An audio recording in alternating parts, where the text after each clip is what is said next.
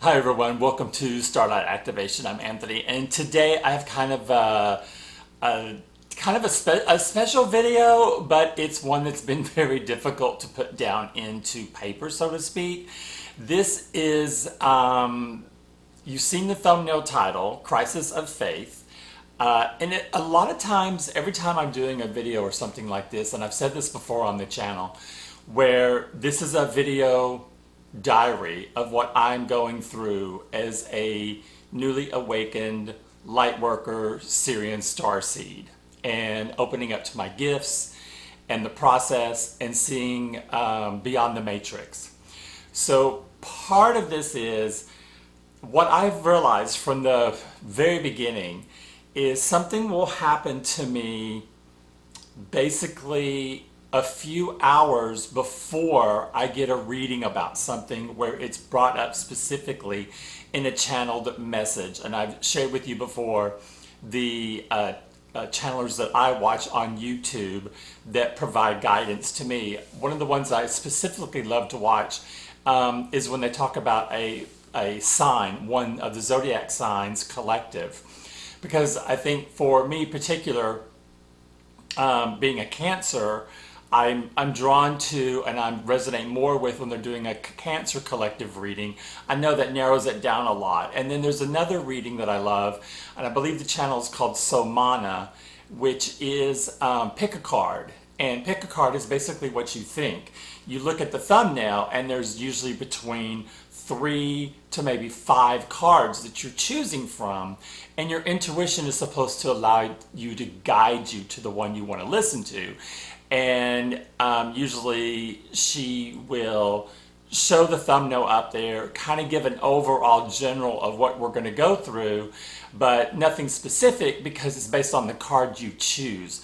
And I've had 100% resonance with every one of her readings. Now, her readings aren't that often. She may do 1 or 2 a month, basically at most, because she's doing something that's kind of very different from all the other channelers out there. She's bringing on very specific messages, and they always resonate with me. Always, always, always. Her channel, and then the Connected Conduit, Ocean Rose meets the, Molly meets the Ocean Rose meets the, okay, I'm totally blubbing it on here. Okay, I'll think of it in a minute. Anyway, we'll go for it. It's Molly. I've talked to you before about Molly and her channel. And so there's a little bit of a backstory. Those of you who watched the Dark Night of the Soul, and I was very specific about what I was going through in that, and that lasted for 7 days. Well, this Crisis of Faith lasted 5 days, and because I didn't pay attention to my intuition, I kind of brought this on myself, but at the same time, it was shadow work that needed to happen. So everything I believe is divine timing. So I didn't listen to the message I should have listened to. I listened to an incorrect one. And then when I realized I was in the incorrect one, excuse me, I listened to the second one that I thought maybe I should have listened to in the first place. It was just like the first. And when I listened to the first card, remember with the order of them, when I listened to the second one, it referenced the third card that was in the reading and said, oh, these 2 cards have been just like that one. So then I knew automatically that 3 of the 4 cards they were given the same reading. And it was about a relationship type that had to be given up, that somebody was still holding on, and it was blocking their progress. And that's the point I took issue with in the pick a card. But I want to back up to the day prior. Now, you guys know that I am taping your episodes out into the future. So at the taping of this episode, we just had Thanksgiving. That was yesterday. And so this took place the week of Thanksgiving, but it's probably not going to be airing. It won't be airing, I think, until maybe February. So, but when I'm referencing the days of this, no, it's not that actual time. For ease of sake, I've done a lot of videos for the channel. I decided to premiere each one once a week until the channel gets some momentum, so that there's always going to be videos out there for new people to see, because I do not know how long going forward I'll be able to have videos just brought right to me, because these videos are actually literally coming into my head as things happen. And that's why I want to get it on paper as soon as it happens, because once it happens, I kind of forget about it. It's sort of like this. Okay, you guys know I'm a flight attendant. A lot of times when I'm on a trip, I'm totally engaged in that trip. I know who I'm working with. I come across passengers that are amazing. When I step off that plane and I'm going home, that trip goes into oblivion. It does not stay with me. I rarely remember the city I was in the trip before and who I worked with the trip before, because as a flight attendant, you're inundated with crowds and noise, and it's just like an assault on your being, because you are trapped in that tube with hundreds of people, a noise level beyond belief. And so, as from a Lightworker standpoint, it's misery, because you don't get any space to yourself. You can't de-stress any of that stimulus overload that happens. Now, don't get me wrong, I love my job and I love interacting with my passengers, and I had some fantastic interaction with my passengers over the Thanksgiving holiday. It was a beautiful blessing. But there's a flip side to all that, especially when you are a light worker, because you might notice, if you're new to this, you might not want to go to crowds anymore. Like if someone asks me if I want to go to a noisy restaurant that's a bar also, hard pass. Ain't gonna do it. I won't go into crowds any longer, just because it makes me feel like I want to crawl out of my skin.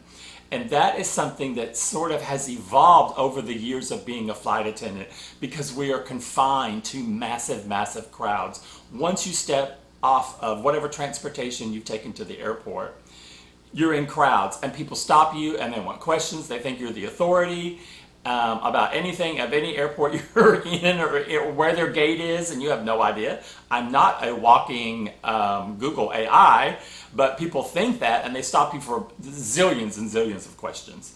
And then once you get into your plane, it's just nonstop, and then you fly and fly and fly and fly. You get to a layover, you usually don't have really good rest, and like this hotel, it sounded like people were running drag races around the hotel at 2 a.m. I mean, it was so loud, because some hotels don't have the buffering for the windows like they should, so we don't get the sleep we need. And then you go at it the next day, and then the next day, so it just kind of compounds. So usually when I come in from a trip, which was yesterday, I sleep all day. Well, yesterday was Thanksgiving, so I didn't get to sleep all day because I spent it with my family. And they know how I am, and they were really, really proud of me to show up, because I came in from a trip, and they knew I would be tired, because I always am. But I trudged through Thanksgiving, and so today I feel so much better because I slept in. But that just kind of gives you a little background about something that might happen to you as a light worker. No matter what your job is, you just may realize that you've got to distance yourself a little bit from overwhelming crowds, because in those crowds can be people that want to what? Suck your energy out, drain your energy, drain your light source. So let's get started. I have a full page of notes. I don't know how long this video is going to be, but I want to give it the justice that it deserves. One thing I want to say before we start: when I had my breakdown with my guides, yes, this is another episode where Anthony just unloaded both barrels onto his guides and told them how utterly disappointed, furious, pissed he was. And in my discussions with my guides over several times, because this took place over 5 days, in the very first prayer meditation session I had with them, and you guys know I go outside, I called it immediately. I said out loud, I'm having a crisis of my faith. Now, I literally don't know why I called it that, but it came into my mind, and then I did look it up. Oh my gosh. It literally is very significant what I called it, because it was spot on. I did a Google AI on it, and everything I pulled up resonated with it. Which reminds me, I've got to pull that up for you again so I can read it. So give me a hot second. Okay, we're back. All right, I've got my phone. So when we get to the crisis of faith part, we'll go right into the directory of what it says it is. All right, so now where we're going to start is on the 20th. And I was on a prior layover, and I had a reading that was with Molly. Crossroads Meets the Ocean Rose. Oh, thank goodness I remember the name. Okay, that's it. That's her channel. So if she actually watches this video, she goes, oh my God, you don't even know my channel name. Yeah, okay, hello, sorry. So her reading was amazing. It's following up on what I had felt like was happening, that I felt like things were changing. I felt a shift. I felt really, really tired all the time. I could just tell I was just worn out. And this is the highlights of what that came out of that reading. That balance is being restored, that I specifically have cleared out a karmic cycle. My current husband was a karmic cycle for me and was a test that I successfully ended. Am I happy it was a test? No, that added to the grief that I was going through about why did I have to have this test when I've had other relationships that have failed even worse than this one. Why this one? But this gentleman that I'm with now is the only one I've ever truly loved, that I fell in love with immediately. Okay, so also, by ending this karmic cycle and distancing myself, more importantly, before this cycle ended, before I did end the cycle, I distanced myself. Now that started 2 years ago, and I've talked about that many times before on the channel. I knew instinctively I needed to move away from my husband. And even though I didn't call it that I was leaving him, I said I was relocating.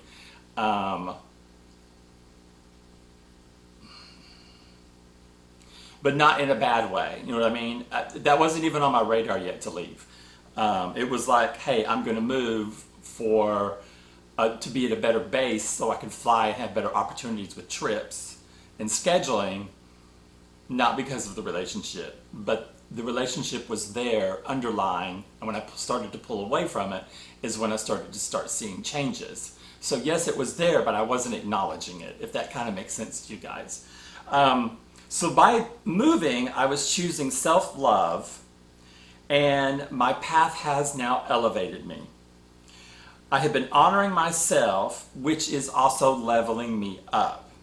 Setting spiritual boundaries, not allowing light suckers to attach themselves to me and pull my energy. And one of the worst was my very best friend of 15 years that used me like their personal guru, but never fed back to me when I needed anything. It was all very superficial. There were always issues that got into the way of them being a true friend to me. It was fun for them to say, I'm going to say this, and I don't care if they watch it or not.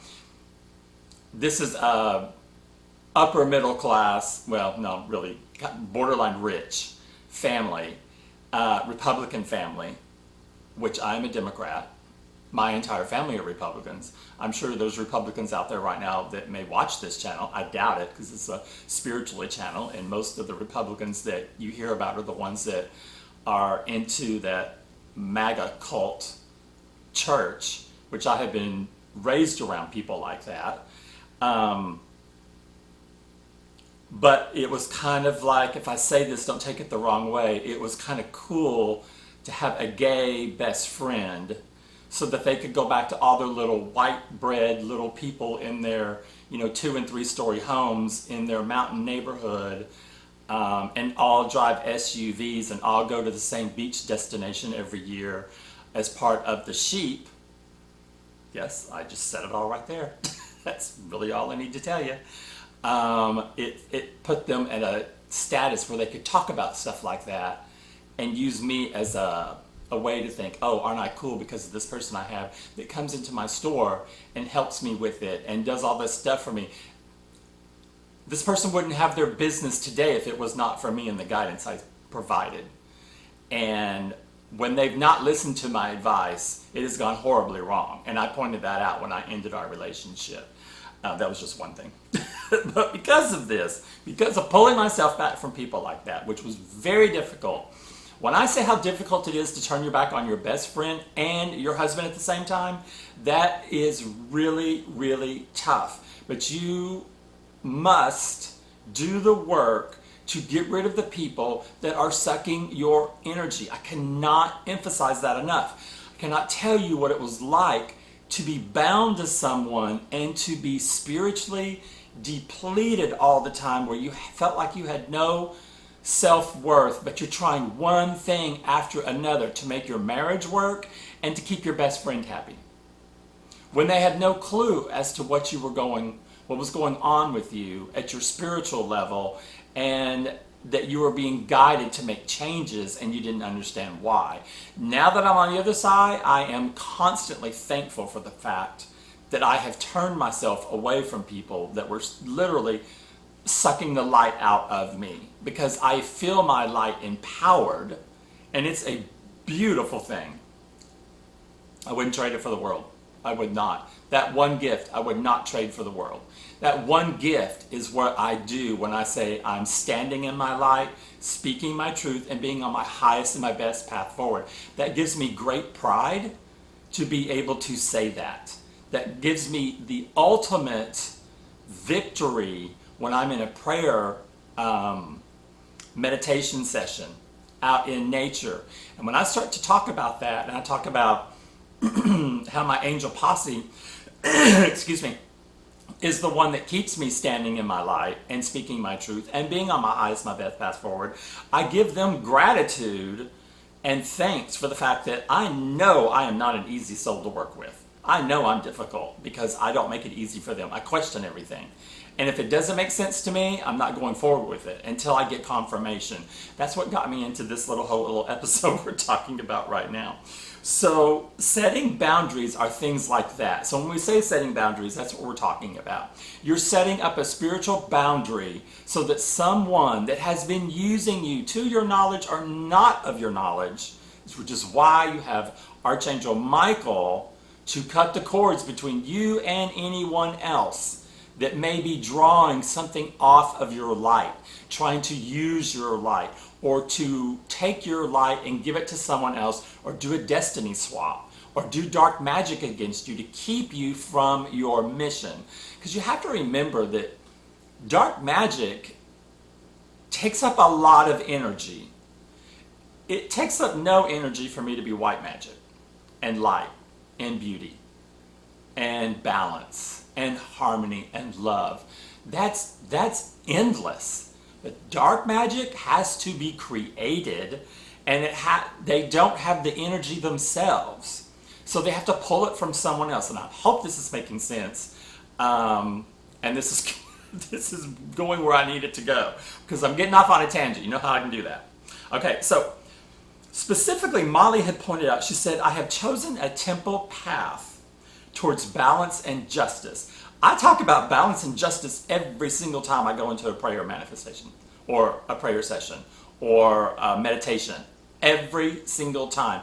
I don't ever not talk about the balance in the universe, because I understand the balance between Earth and the universe, between this plane and the heavenly plane, this 3D versus the heavenly. Because everything that we do here on this earth does affect the rest of the universe. I understand that. I don't have any question with that. I've seen it. I've seen how we're all connected. I've seen how the earth is all connected with everyone else on the earth, every plant, down to the lowest to the highest. I've seen all that. It's been given to me in vision, so I understand the connection between all of us and why it's so important for light workers to stand up and unite and help enlighten the rest of the world, to bring about this change, this Renaissance change back into the light, back where humanity rules. And what we're living under now, this regime that we've been living under now for more than 20 years, basically, this MAGA cult that's been in charge. And you can see where it's getting you now, especially if you live in North America and you know what Our politics have turned to. You know how the government has mobilized against our own citizens. Our rights are being stripped away from us. Our foundations are being just torn apart, just like the East Wing is on the White House. That's no other way to say it. And if you've been a MAGA person, I feel sorry for you. Because if you've not woken up by now, you're never going to wake up, and you're going to suffer the worst of this.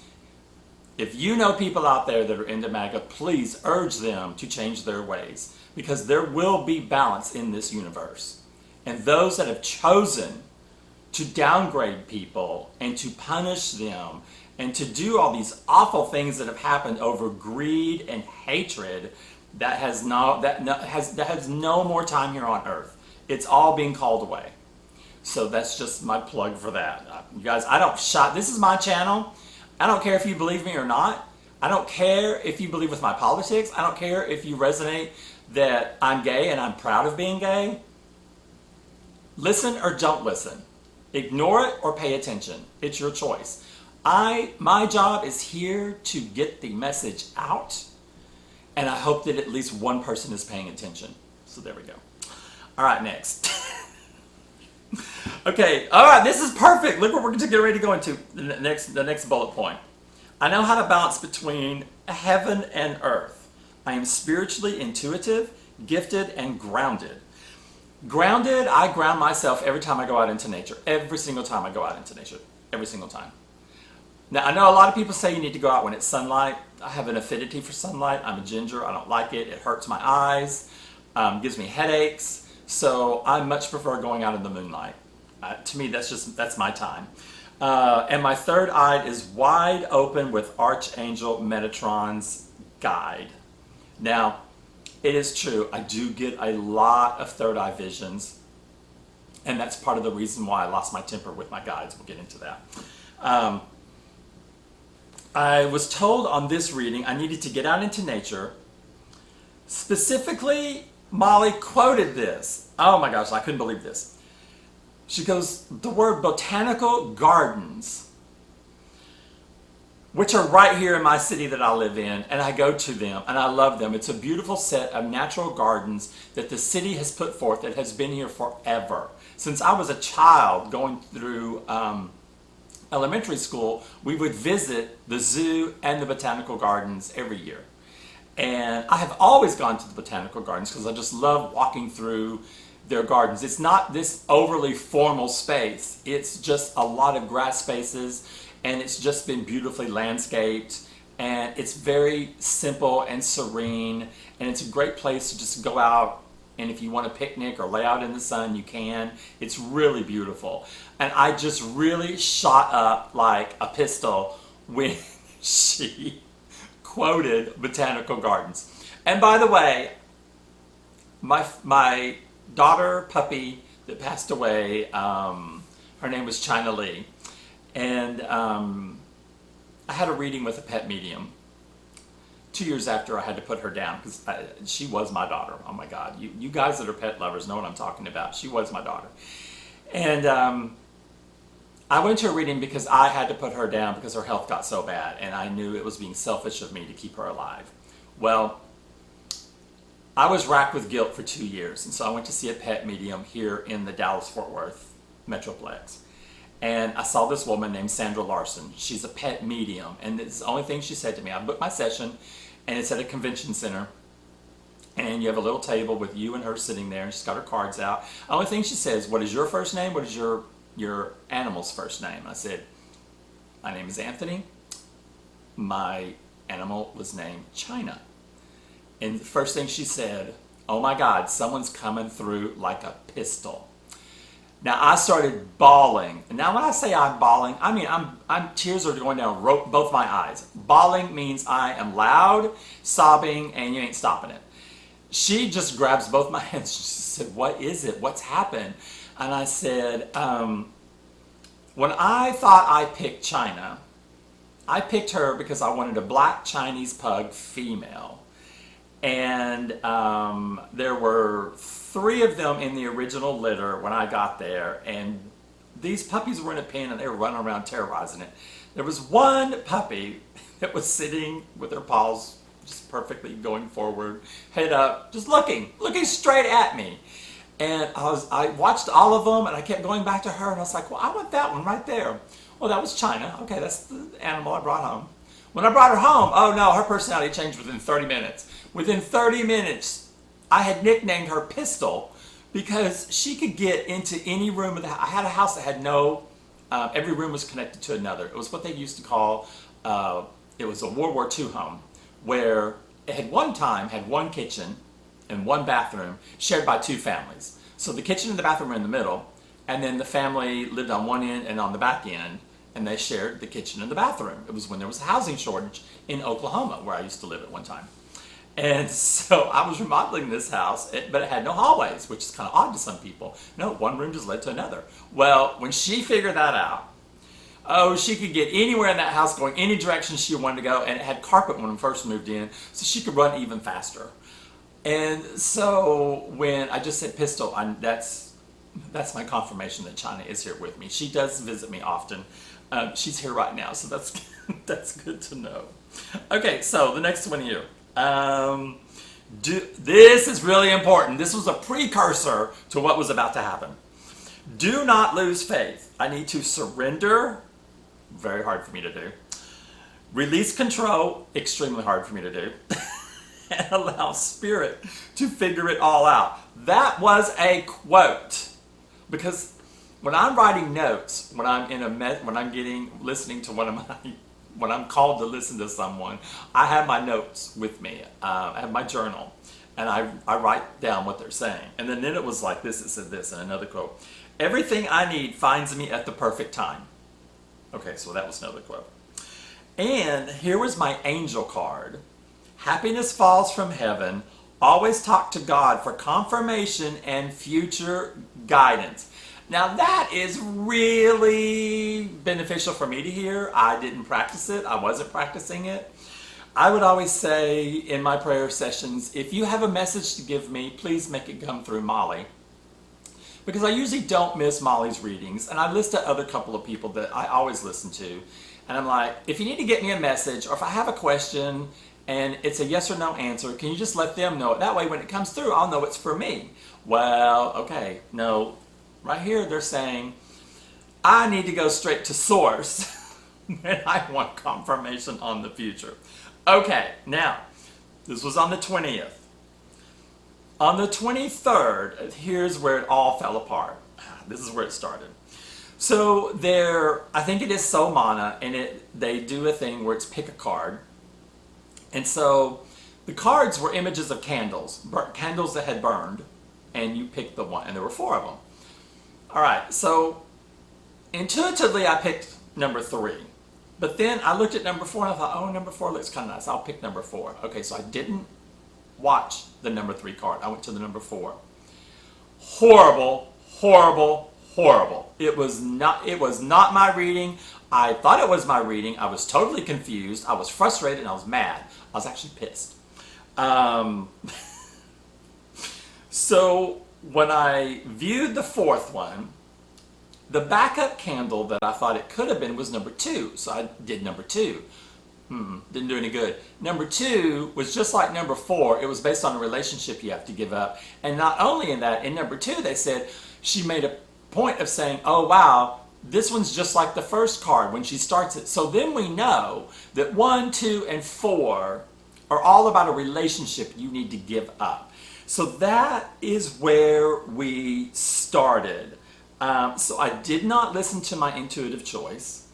I'm told that I'm supposed to give something up, and if I don't, it's blocking me. It has been blocking me. So I start to literally freak out because of what had happened. And you guys know I did a special video on this about Robert.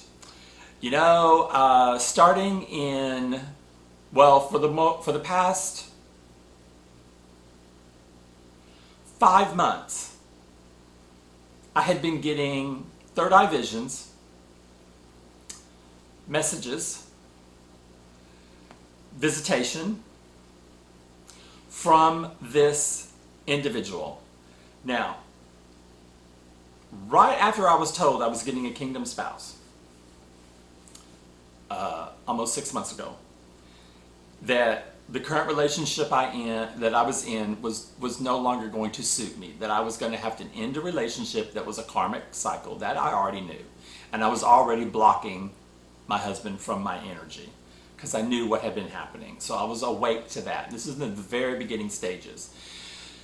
Then I was told, okay, that because you're starting to awaken, there is the potential for a new romance out there for you. Something that's tailored for you. Something the divine has picked for you, meaning that's a kingdom spouse. Kingdom means that's the divine has picked this person or this soul to be with you, and that you're a match for each other. This means that it is a mutual match. There's no imbalance. There's balance and harmony in the relationship.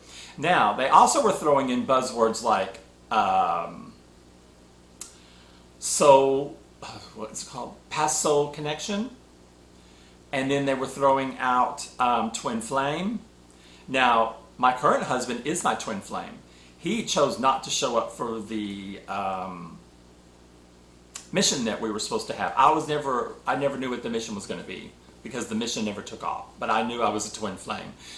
He still does have a connection to me. Like you guys know, I've told you that I was recovering from surgery. The day that I went into the hospital, I get a text message. He had a dream about me. And he was just letting me know he had a dream about me. But that's also cue for me to reply back, which I didn't. But I knew that he saw something and he didn't want to discuss it. So, because he's always known every single time I've been sick, every single time I would get sick, he knew about it. So I knew he had a connection to me that I couldn't understand and that was not reciprocal. I've never had a connection to him. I've never known what was going on, whatever.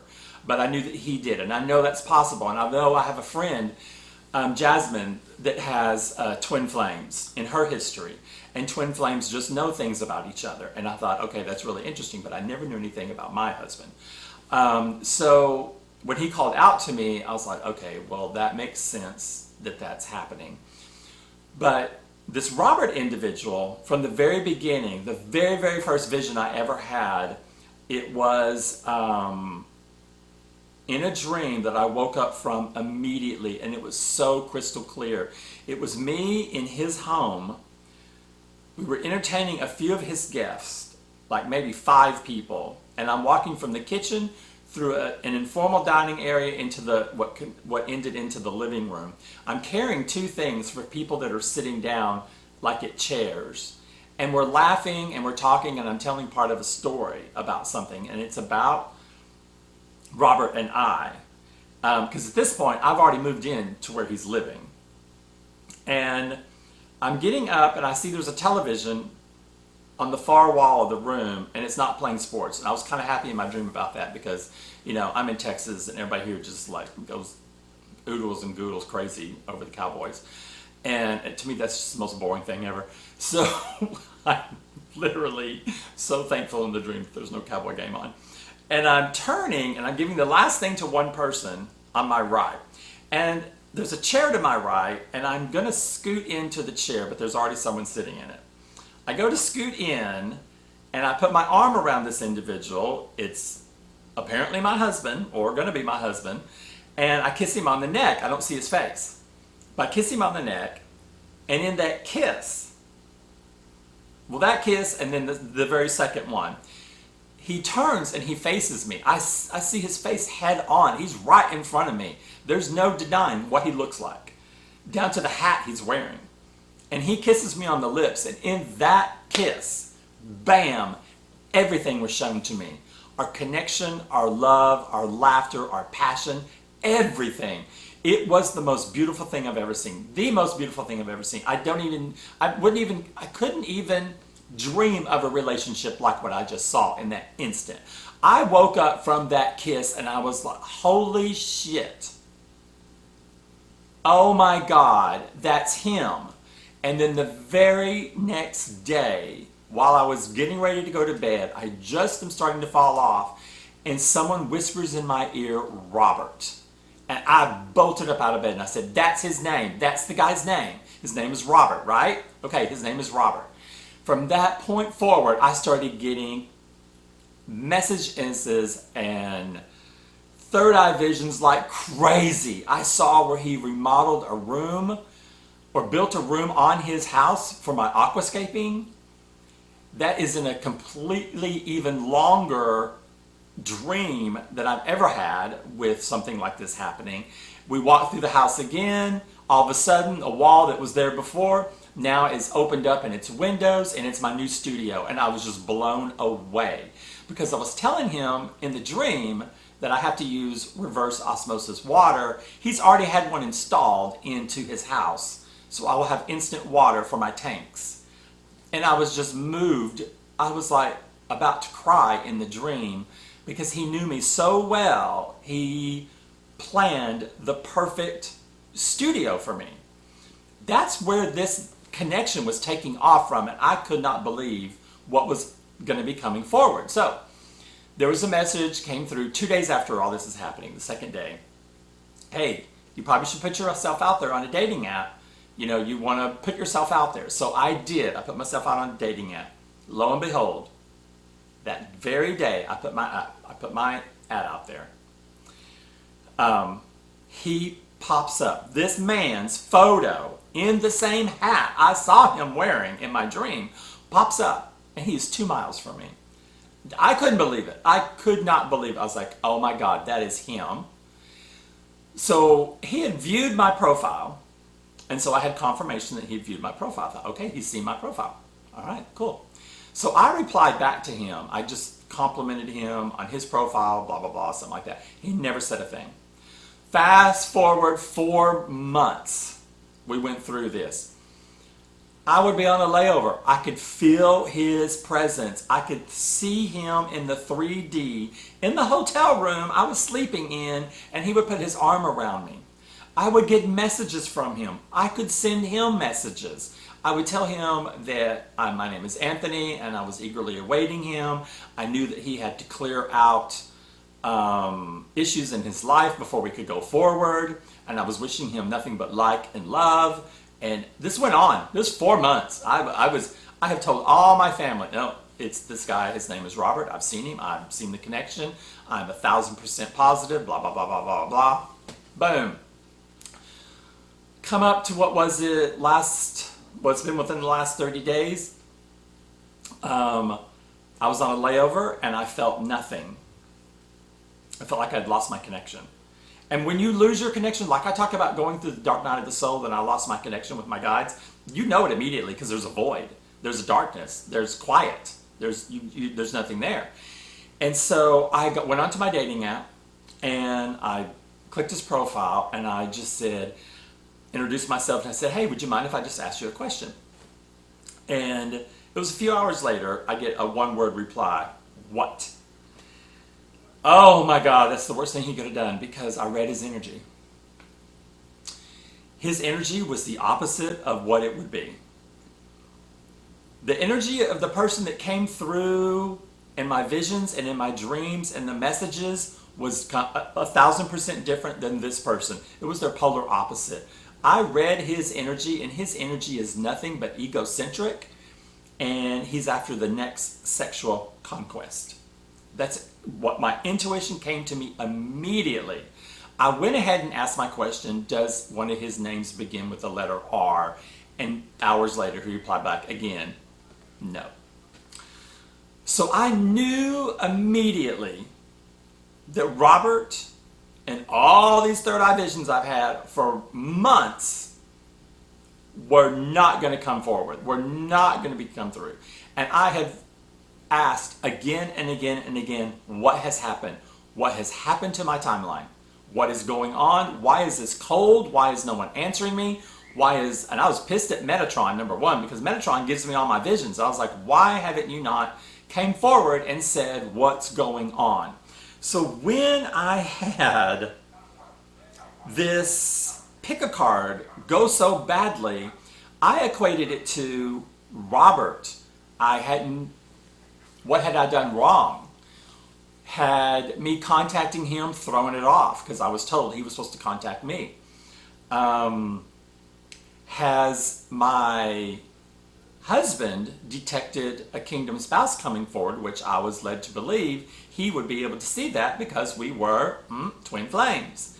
And so I thought, is it possible that some of the magic they did against me, him and his family, to keep me bound to him for those 6 years for their gain, is it possible he's tried to throw a wrench in this kingdom spouse coming through? Because I've gotten readings where he's furious and he's jealous and he doesn't want anyone else to be with me. And I thought, okay, that's possible. And so I thought, okay, then I need to talk about that. So I went that evening on the Soul Mana pick a card. So after that reading that I got, where the first one and the second one did not resonate with me, that's when I knew, because Robert was off, these readings were off, my current husband could have done something. I was really kind of scared, to be honest. And so because they didn't resonate, I was pissed off, number one. So I shouldn't have done it that night. That called into question and unanswered questions about other things being out of balance in my life. So on the 23rd, when I went into my meditation, I had the longest meditation I've ever had. It was over an hour. I did not stop walking and talking and shouting and screaming and not understanding anything, not understanding why, what is going on. But I had such a horrible breakdown also. I questioned why one of my former partners was able to, and I have talked about him before in a reading, where he literally, after I ended things and he took his things and my things that I gave him, we split our things up. After an 8-year relationship, he moved out of state. He orchestrated a break-in with a moving truck, and he stole my car. So he took my car, emptied out my home. Within 20 days, I got the first credit card bill where he had stolen my identity and got a car loan in my name. It took me 5 years to clean my credit. I had to start over again, and to prove that I wasn't part of this con. And then I started finding out all the other things he had done that was illegal, which I knew he had been in trouble with the law before in his businesses. And I knew his family, which had a little bit of money, was always bailing him out. And I was promised, though, that one day he would be in jail and I would never have to fear again for my safety. And when I say my safety, that's what I literally mean, because I believe he's caused the ultimate harm to someone before.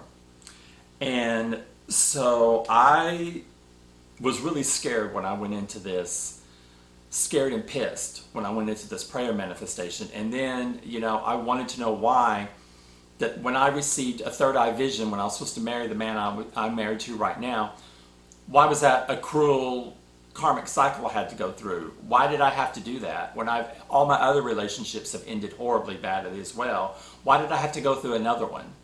And I was just unhappy with, if I'm being tested, this is not fair. This is not fair. This is not balance. You're letting someone who I was with, 15 years ago live their best life today still and be wealthy, and here I am struggling, and you send me someone that I fall immediately in love with, but it's part of a test and I have to give this person up because they're no good for me. I didn't see balance and harmony in the universe. I saw imbalance. I saw that Anthony was being given shit when I see other people swimming, and I'm like, here I am sinking in the mud, and I was not happy. I just unloaded both barrels. And when I started talking about Robert, I got really pissed then, because I said, I was told this is my kingdom spouse. It's a past life connection. It could be a twin flame. What has happened? Why has this connection ended And what more work am I supposed to do when I've begged for guidance on what happened with Robert? And the only little blurb I had was in Molly's That Reading on the 20th is that if your path has been altered, it's to your benefit. Okay, but that didn't answer my question. That didn't answer the question of why did it happen? Why was I sent all these visions and bullshit for 4 months and then it go completely dead overnight? Why was it my intuition that had to figure it out so I could start blocking this individual? I'm thinking it's another freaking test. And at this point, I was pissed. I was pissed about being tested again. And I literally told everyone, you either rectify this immediately or I'm done.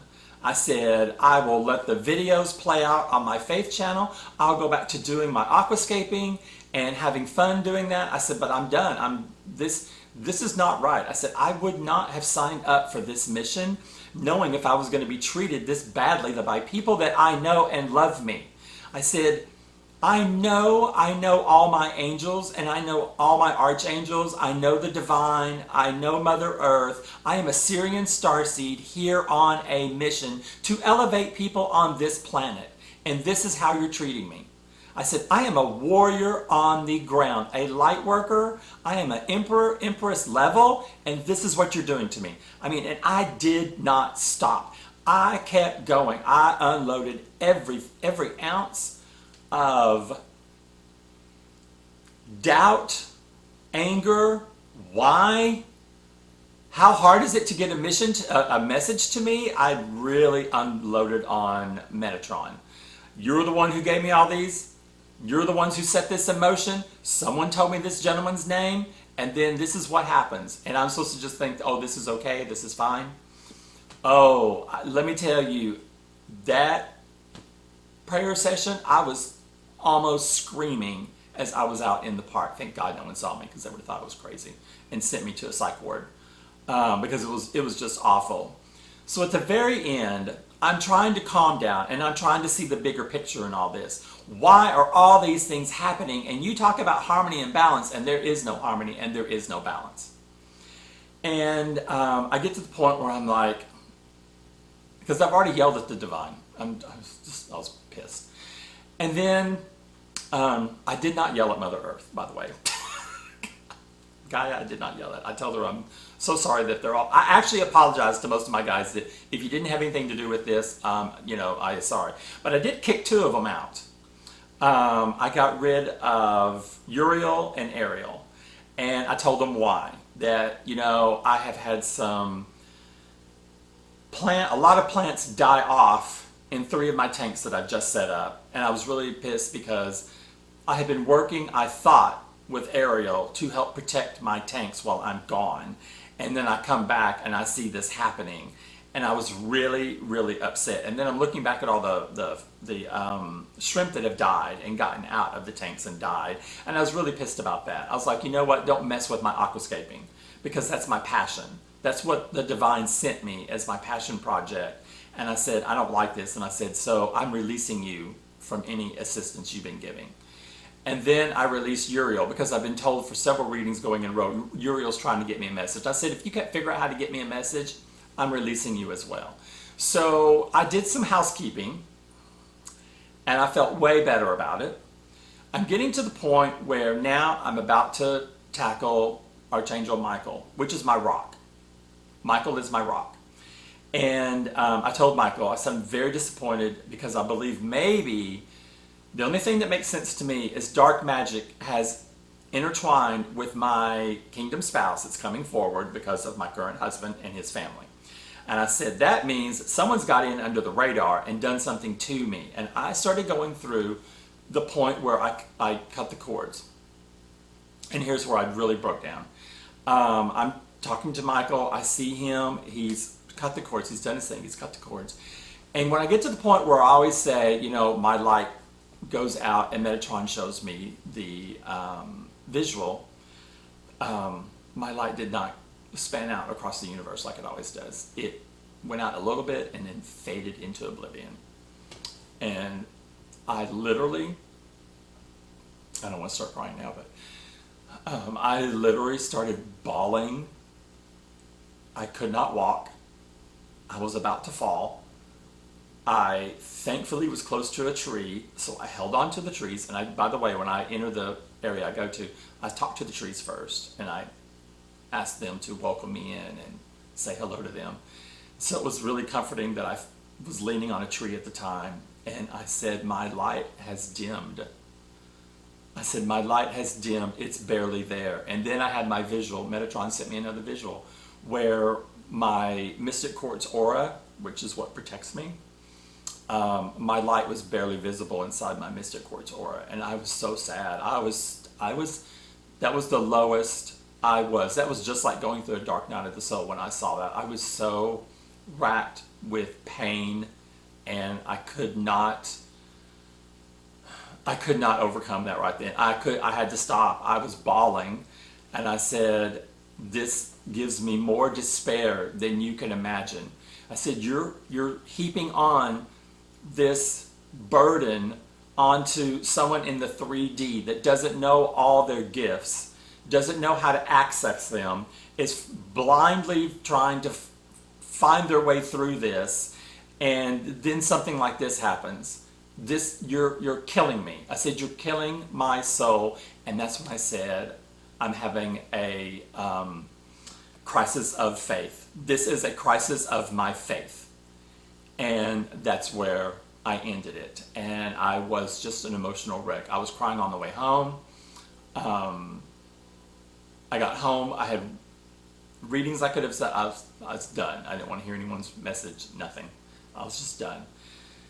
So I went to bed, and I was still thinking about, I kept seeing in my head before I went to sleep how dim my light was, and that really was the hardest thing I've ever seen, is that somehow my light has been damaged. Somehow my light has been 2/3 of it destroyed or taken, however it works. And so the very next morning, as I'm waking up, Barry Manilow's I Can't Smile Without You is playing in my head. I feel sad when you're sad. It just kept going on loop. I can't smile without you. When you're sad, I am sad. And I got it. That was my first message now that I was getting from my guides. So I thought, okay, I told him, I said, I got your message.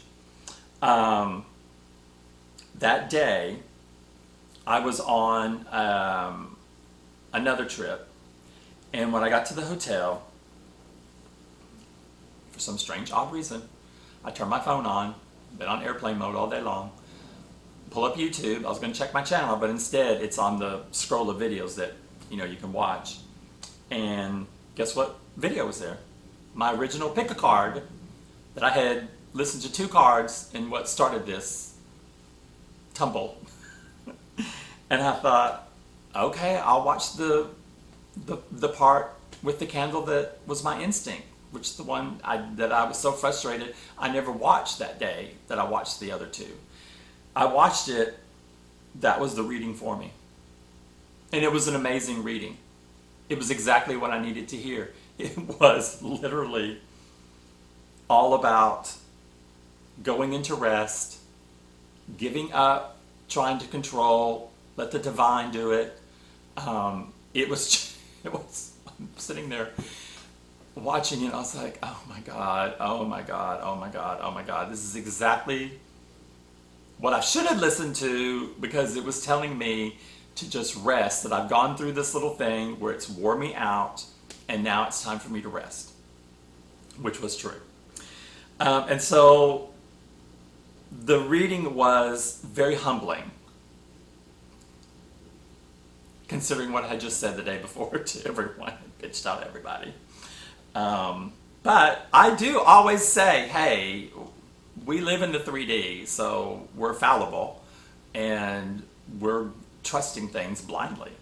So on the next day, this is on the 25th now, so now it's been 5 days. I woke to Yesterday Once More by the Carpenters, and I kind of knew where they were going, but I was kind of like, at the time, I was like, okay, I can kind of get what you're saying. I love the Carpenters. Um, so in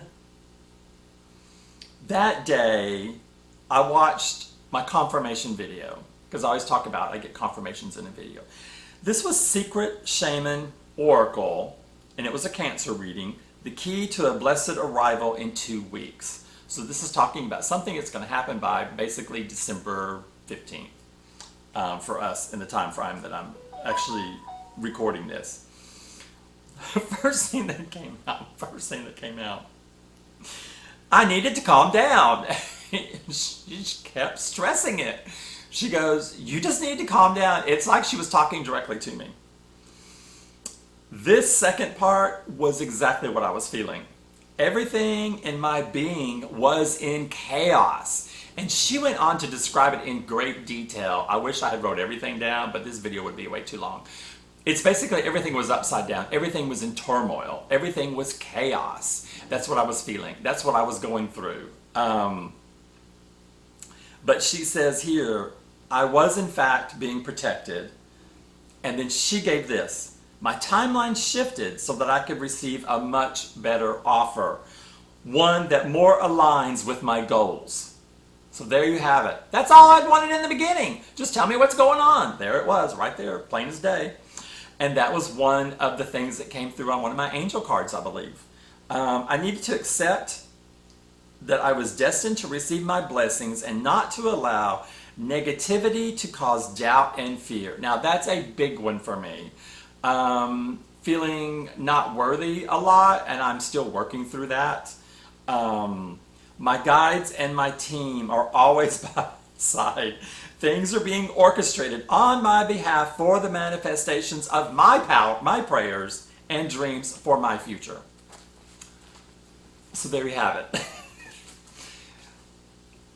So in a way, this was like another purging of another level of shadow work.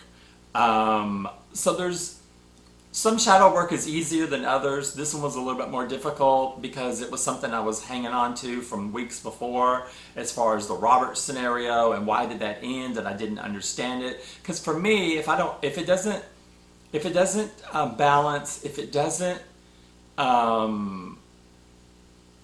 sound right, then it doesn't fit right in my soul. And the wonderful thing is when I went into prayer, meditation that night, my light was back to being what it was before. It was bright and shining and shot out across the universe. So my despair affects my light. That's the point of this whole episode. When you're surrounded by someone that affects your light, whether you know it or you do not know it, it can dim your light, it can drain your light, and think about what it does to you physically. That's my point right there. It's in a nutshell. Thank God I brought it all around 360. Thank you, angels. Now, I do want to share with you what I found. Okay, so, and I told you before, my goal is when you Google AI, it's AI and not ChatGPT, because I get way better responses under Google. In spiritual terms, a crisis of faith is a period of intense doubt and internal struggle where the individual questions their previously held beliefs, their connection to a higher power, or their goodness of their faith. Amen, sisters out there. Yeah, there you go. That's Anthony right there. It's a moment of deep uncertainty that can lead to feelings of disillusionment, emotional distress, and temptation to turn away from their spiritual path. Oh my gosh, what was I threatening them? That I was going to turn away from my path. I so did every bit of that. This is often a turning point where the person must make a conscious choice to either believe or not to believe, which can lead to a deeper or more difficult relationship with their faith. So for me, it was a deeper, but I could see where if I didn't get my confirmations after that, I would have just kept going down this path of you just pissed me off and now I'm not doing anything else. Under a spiritual significance, it's got 3 bullets. It's a turning point. It's a path to a deeper faith. It's a test of your conviction. And if you want to, you can Google it and find out for yourself. And I'm going to have to read the rest of it because it all kind of makes sense to everything else that we've already talked about. I'm happy to finally get this episode taped and out there because now I can just forget it and just know that it was part of my journey. So the bad thing is, this happens also on my other channel, on my aquascaping channel. I'll have people that'll watch those videos like months and months later. I will not even remember what I put in that video, and somebody will comment on it. So if you're going to comment on something in the video, be really specific because, you know, that's the same thing I'm going to do. But I hope this has resonated with you guys. I don't know how long it is. I'm not even looking at the timer. Thank you for joining me. And until the next time, either I'll see you up in the skies as your flight attendant, maybe, you never know, or on the next video update. Until then, I'm wishing you nothing but light and love, and you guys have a great day. Bye-bye.